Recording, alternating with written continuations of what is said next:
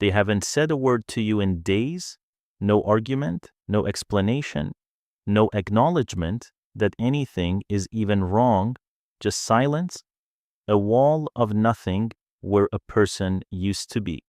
And somehow that silence is louder than anything they could have said. You find yourself replaying every conversation, trying to figure out what you did wrong. You feel anxious, confused, desperate to fix something you don't even fully understand. That feeling has a name, and what's being done to you has one too. Today we decode the silent treatment, what it really is, why it works, and what it does to the person on the receiving end. Welcome to MindFrame Lab, where we decode human behavior. The silent treatment is one of the most common and most underestimated forms of emotional abuse. Unlike shouting or physical aggression, it leaves no visible marks. It's easy to deny, it's easy to minimize, and yet research consistently shows that being ignored and excluded activates the same neural pathways as physical pain. This is not an overreaction, this is neuroscience. And understanding what's actually happening can be the difference between internalizing the damage and recognizing it for what it is. The silent treatment at its core is the withdrawal of communication as a form of punishment or control.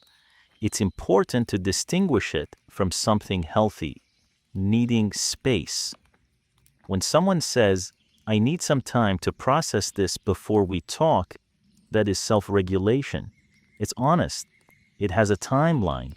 It doesn't leave the other person in a state of manufactured anxiety. The silent treatment is different. It is deliberate, it is sustained, and crucially, it is designed to make the other person feel responsible, to make them come to you, apologize, comply, or change their behavior, not because they've genuinely reflected, but because the pain of the silence has become unbearable. This is why it is so effective as a control mechanism.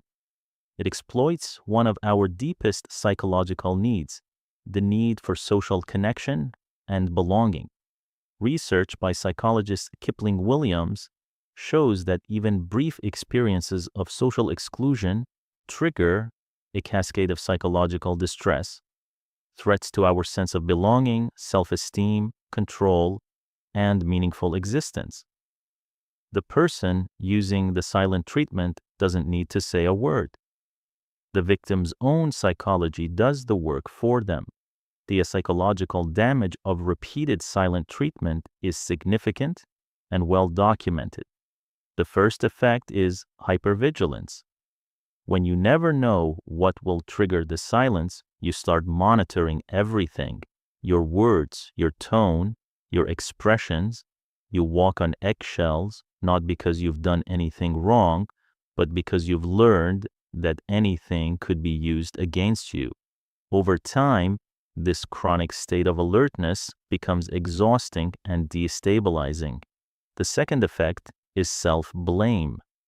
Because the silence is never explained, you fill the void with your own interpretations. And those interpretations almost always conclude that the problem is you.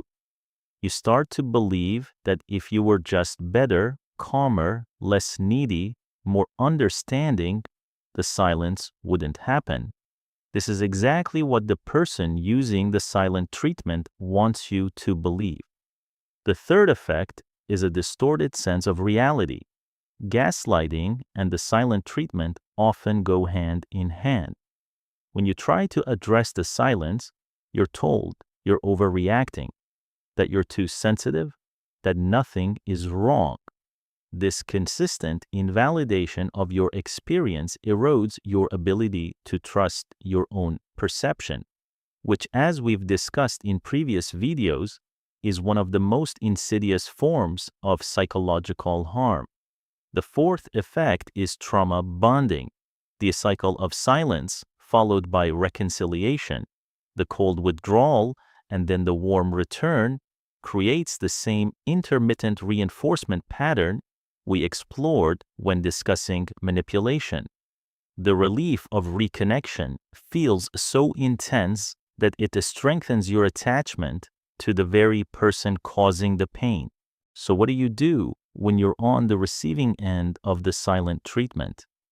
The first thing is to stop chasing the silence. Every time you pursue, apologize, or try to fix something you didn't break, you reinforce the behavior. You teach the other person that silence works. The most powerful thing you can do in the short term is to refuse to perform the anxiety they're trying to create. This is genuinely difficult. Your nervous system is wired to seek resolution, but learning to regulate that distress independently through grounding techniques, through talking to someone you trust, through physical movement, breaks the cycle of control. The second thing is to name what is happening clearly and without drama.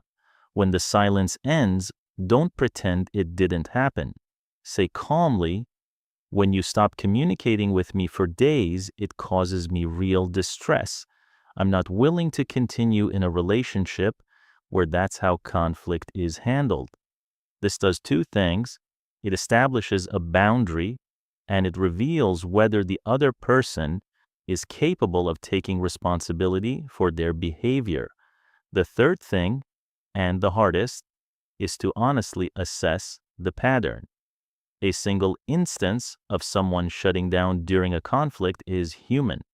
A repeated pattern of deliberate silence used to punish and control is something else entirely. And no amount of understanding, patience, or self-improvement on your part will change someone who does not want to change. The silent treatment is not a communication style. It is not a coping mechanism. It is a weapon. And like all weapons, its power depends entirely on the target not knowing what it is. Now you know, you're not too sensitive. You're not overreacting. And the pain you feel when someone deliberately withdraws from you is not weakness. It is your nervous system accurately reporting that something harmful is happening. Trust that signal. If this video resonated with you, share it with someone who needs to hear it. And subscribe to MindFrame Lab for more decoded human behavior every week. See you in the next one.